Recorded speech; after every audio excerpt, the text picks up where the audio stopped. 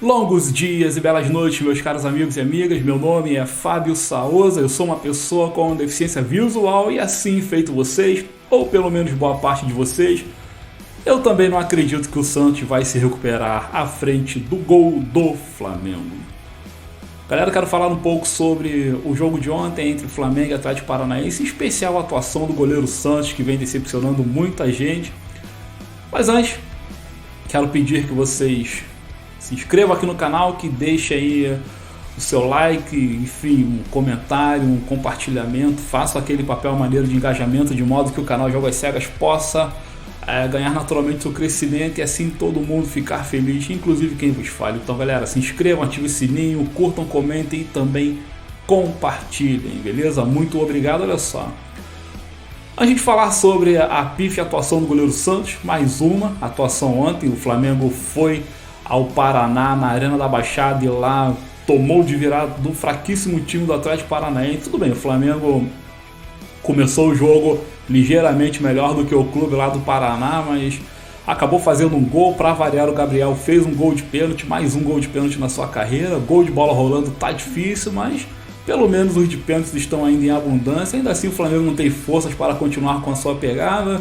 O time começou muito mexido também, sofreu empate e no segundo tempo sofreu a virada. Muito por conta das falhas do goleiro Santos. Eu vou falar um pouquinho sobre isso, mas antes, a notícia que saiu há pouco foi sobre o assalto na casa do atacante Rodrigo, do Real Madrid. Real Madrid que foi campeão da Copa do Rei, né?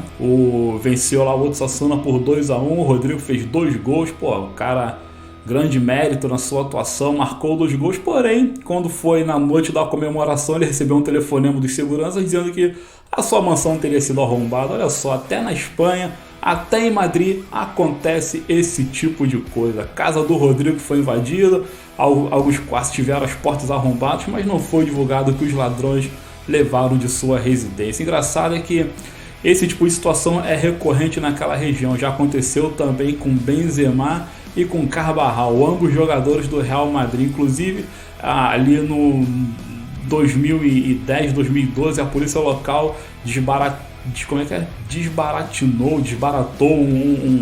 uma quadrilha especializada em assaltos a residências de jogadores do Real Madrid. Olha só que coisa, os caras, uma quadrilha especializada em roubar residência de atleta do Real Madrid. Pô, pelo amor de Deus, a gente acha que isso é coisa de Brasil, mas não, na Europa também tem. Então, coitado do Rodrigo, mas é aquilo, né? O cara fez 2 gols no final da Copa do Rei, tá pouco se lixando para o que os ladrões levaram em sua residência, né? Mas de qualquer forma é muito feio mesmo.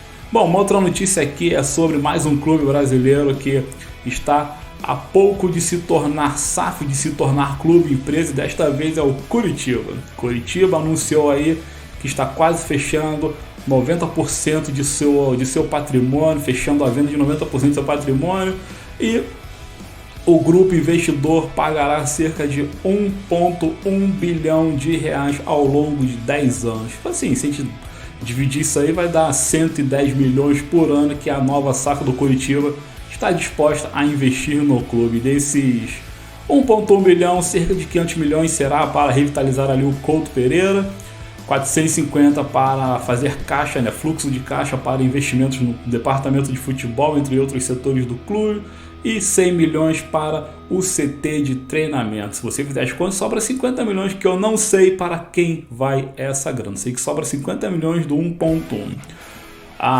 O clube vai vender 90%, como disse, e o Couto Pereira continuará pertencendo ao Curitiba, porém o clube fará concessão de 50 anos para os investidores com prorrogação de mais 50 anos. Bom, mais um clube que vai virar SAF, o caminho é inevitável. Parece que o futebol brasileiro finalmente acordou para essa realidade. Lá na Europa isso já é bastante comum há bastante tempo, nos Estados Unidos nem se fala. E os clubes que aqui no Brasil estavam claudicando, muitos à beira da falência, estão acordando para a nova realidade e sim se tornando clube empresa para tentar dar um pouco mais de alegria aos seus tão sofridos torcedores.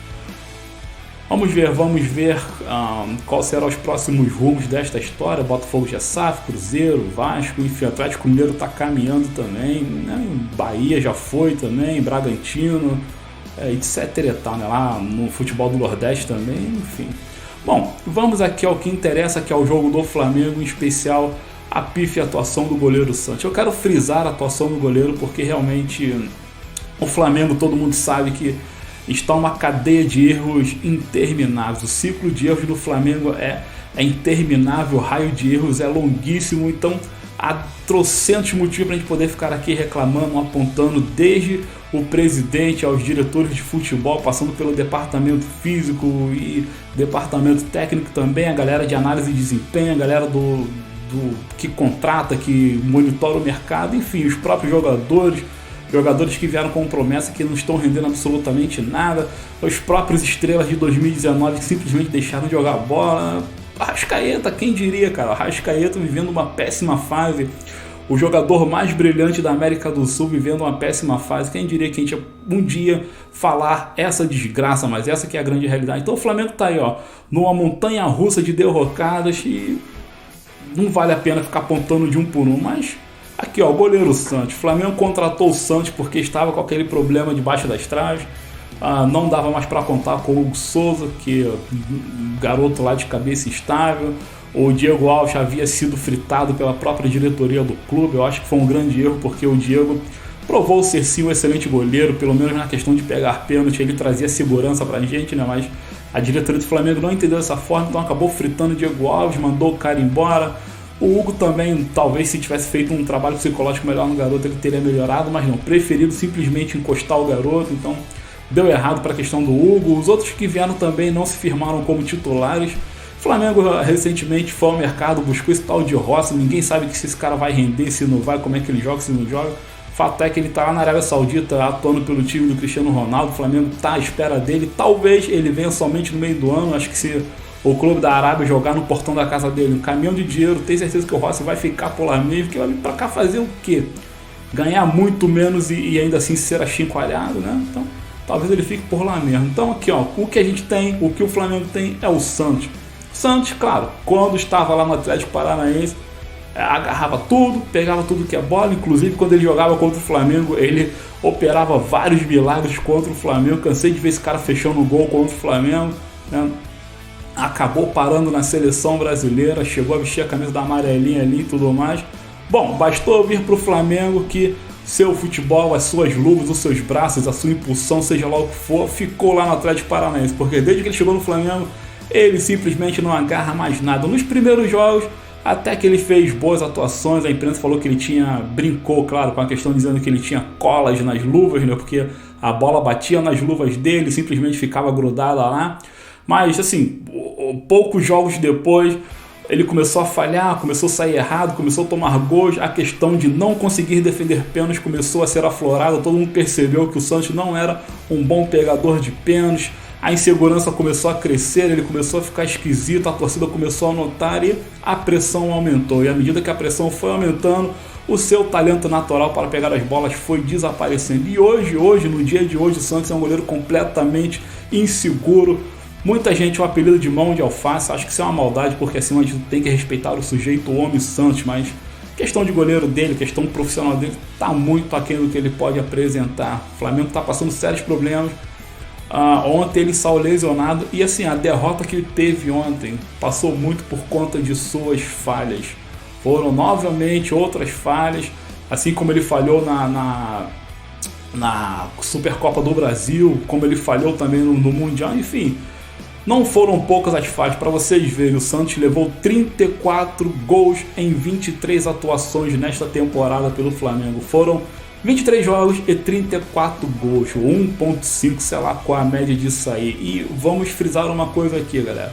São 23 jogos, sendo que desses 23, pelo menos a metade foram ali jogos do campeonato estadual, ou seja, jogos sendo disputados contra times fraquíssimos, times de assim, nem de Série C do futebol brasileiro, com todo respeito a Madureira, a Resende, a Nova Iguaçu, enfim, a Audax, são times que nem na Série C figuram. Então o Santos tomou gol desses times, tomou gol pra caramba na Supercopa do Brasil, no Mundial, enfim, todos os campeonatos que o Flamengo disputou nesta temporada, ele tomou gol e muitos desses gols foram simplesmente por falhas, dentre elas as mais grotescas, aquelas contra o Palmeiras no Supercopa do Brasil, que ele simplesmente tirou a mão, entre outros, e na partida de ontem que ele saiu muito mal. Não sei o que acontece com esse goleiro, não sei como o Flamengo fará para resolver essa questão, mas muitas das derrotas do clube passam pelo nosso goleiro. Claro, vai passar também pelos zagueiros, pelos laterais. O Flamengo tem uma horda ali de come e dorme que só está detonando as finanças do clube. Ontem um repórter trouxe uma matéria, né, um número ao qual apontava que só na parte defensiva o Flamengo basicamente joga fora cerca de 5 milhões de reais todo mês em salário de Davi Luiz, Felipe Luiz, Rodrigo Caio, Pablo, enfim, o próprio Mateuzinho, que não é jogador à altura do Flamengo, entre outros, Fabrício Bruno também, enfim. Vidal, principalmente seu Vidal, que veio para o Flamengo jurando amor ao clube, enfim, não rende absolutamente nada. Então o Flamengo está jogando dinheiro fora, as vitórias não estão acontecendo. Este Flamengo é de longe o pior de basicamente, 7, 8 anos. A gente nunca viu um Flamengo tão ruim, tão desequilibrado, tão assim, sem poder de controle da partida. O time não consegue controlar ninguém, não consegue impor seu futebol, não consegue se defender, não consegue nada. Então aí já começando a criticar o Jorge Sampaoli. Provavelmente, se o Sampaoli perder mais 1 ou 2 jogos, vão querer mandar o cara embora e será mais outro treinador a deixar o clube e assim pegar aquela multa rescisória e ficar mais milionário às custas do clube. O Flamengo vai pegar outro treinador e mais outro, e mais outro, e mais outro, e mais outro. A máquina não vai andar e as dívidas do clube só irão aumentar. Quando isso vai parar, cara? O que se pode fazer para salvar o Flamengo neste momento tão delicado? O Flamengo perdeu novamente, já está lá atrás da tabela. Eu não sei se entrou na zona de rebaixamento. Se não entrou, tá ali na portinha para entrar. Deve estar beirando ali a portinha do rebaixamento. Claro que isso é muito prematuro, mas se hoje o Flamengo tá beirando a zona de rebaixamento, quem garante que daqui a 3, 4, 5 meses não continuará naquela zona infeliz? Então algo precisa ser feito com urgência, porque realmente não dá. A notícia boa, se é que pode trazer uma notícia boa, sim, pensando volta a falar, no sujeito, o homem Santos. Ele que levou uma joelhada na cara ontem lá no segundo gol do Atlético Paranaense, saiu de campo com suspeita de fratura no rosto, fratura na cara, mas não tem fratura nenhuma ali não, foi só lesão mesmo. Infelizmente, acho que ele voltará a ser titular. O Matheus Cunha, que é um goleiro aparentemente bem melhor do que ele, garoto novo, mas bem mais preparado que ele, acho que infelizmente vai ter que voltar ao banco, porque é aquilo, né? Pagaram uma fortuna no Santos, então por obrigação ele tem que jogar. Então, se ele tivesse uma fratura, claro, ninguém queria que ele quebrasse a cara, mas se ele tivesse, provavelmente ele ficaria fora dos gramados mais algumas semanas e o Matheus teria mais chances, né? Assim provaria o seu valor. Mas como o Santos não se machucou de forma grave, voltará no próximo jogo provavelmente, e assim o sofrimento permanecerá. Mas pelo lado humano da coisa, que bom que ele não quebrou nada, né? É o que eu tenho para falar com relação a isso. Espero que o Flamengo se recupere, voltará a campo no meio de semana pelo próprio Campeonato Brasileiro. Se não ganhar, sua situação ficará realmente vermelha no mau sentido, vermelha no sentido do danger, do perigo, do risco, né? Precisa ganhar urgentemente, parece que é contra o Goiás. Se não ganhar o Goiás, meu irmão, fecha a porta e apaga a luz, dá licença. Vamos lá. Meu nome é Fábio Saoza, este é o canal Jogo às Cegas. Volto a pedir que vocês se inscrevam aqui, que ative o sininho, que deixem um comentário, uma curtida, um compartilhamento. E vamos que vamos, esperando novos dias melhores, novas vitórias, novos acertos, beleza? Muito obrigado e parabéns novamente ao Real Madrid, que deu show. Aquilo sim é time de futebol, pelo amor de Deus. Vinícius Júnior fez a coisa certa, fala sério, meu irmão. Valeu, muito obrigado, até o próximo vídeo.